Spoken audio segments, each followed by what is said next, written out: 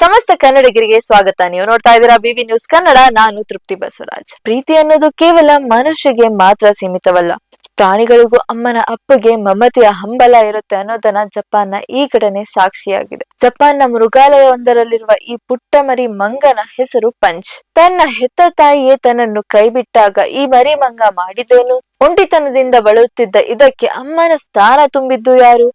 ಸಾಮಾಜಿಕ ಜಾಲತಾಣದಲ್ಲಿ ಕೋಟ್ಯಾಂತರ ಜನರ ಕಣ್ಣಾಳಿಗಳನ್ನು ಒದ್ದೆ ಮಾಡಿದ ಪಂಚ್ನ ಈ ಮನಕಲುಕುವ ಕತೆ ಇಲ್ಲಿದೆ ನೋಡಿ. ಜಪಾನ್ನ ಇಚಿಕಾವಾ ಸಿಟಿ ಮೃಗಾಲಯದಲ್ಲಿ ಕಳೆದ ಜುಲೈನಲ್ಲಿ ಪಂಚ್ ಜನಿಸಿತು. ಆದರೆ ವಿಧಿಯಾಟ ಬೇರೇನೋ ಇತ್ತು. ಹುಟ್ಟಿದ ಕೆಲವೇ ದಿನಗಳಲ್ಲಿ ಪಂಚ್ನ ತಾಯಿ ತನ್ನ ಮರಿಯನ್ನು ಸಾಕುವುದೇ ನಿರಾಕರಿಸಿತು. ಅಮ್ಮನ ಮಮತೆ ಸಿಗದೆ, ಹಾಲು ಸಿಗದೆ ಸೊರಗುತ್ತಿದ್ದ ಈ ಮರಿಯನ್ನು ಕಂಡು ಮೃಗಾಲಯದ ಸಿಬ್ಬಂದಿ ಕಂಗಾಲಾದರು. ತಾಯಿಯಿಂದ ದೂರಾದ ಪಂಚ್ಗೆ ಬೇರೆ ಮಂಗಗಳ ಗುಂಪು ಕೂಡ ಆಶ್ರಯ ನೀಡಲಿಲ್ಲ. ತನ್ನದೇ ಜಾತಿಯ ಮಂಗಗಳು ಪಂಚ್ನನ್ನು ಓಡಿಸಿದವು. ಕೆಲವು ಬಾರಿ ಅದರ ಮೇಲೆ ದಾಳಿ ಕೂಡ ಮಾಡಿದವು.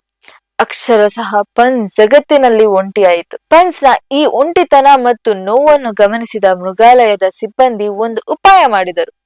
ಅದಕ್ಕೆ ಅಮ್ಮನ ಸಾಮೀಪ್ಯ ನೀಡಲು ಒಂದು ಮೃಗವಾದ ಒರಾಂಗುಟ್ ಬೊಂಬೆಯನ್ನು ನೀಡಿದರು. ಪವಾಡ ಎಂಬಂತೆ ಪಂಚ್ ಆ ಬೊಂಬೆಯನ್ನು ತನ್ನ ತಾಯಿ ಎಂದು ಭಾವಿಸಿತು. ಎಲ್ಲಿಗೆ ಹೋದರೂ ಆ ಬೊಂಬೆಯನ್ನು ಬಿಟ್ಟಿರದ ಪಂಚ್ ಅದನ್ನು ಅಪ್ಪಿಕೊಂಡು ಮಲಗುತ್ತಿತ್ತು.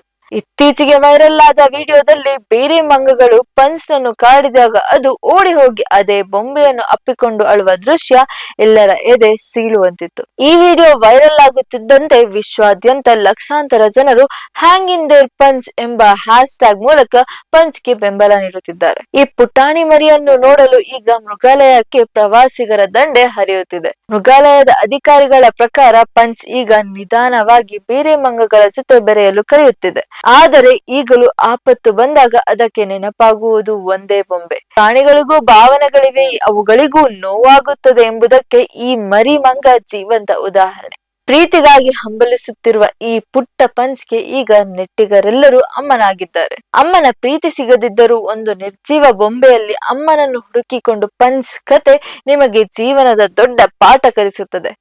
ಈ ಮರಿ ಮಂಗ ಬೇಗ ತನ್ನ ಗುಂಪಿನೊಳಗೆ ಸೇರಿಕೊಳ್ಳಲಿ, ಅದಕ್ಕೆ ನಿಜವಾದ ಅಮ್ಮನ ಪ್ರೀತಿ ಸಿಗಲಿ ಅನ್ನೋದು ನಮ್ಮ ಆಶಯ.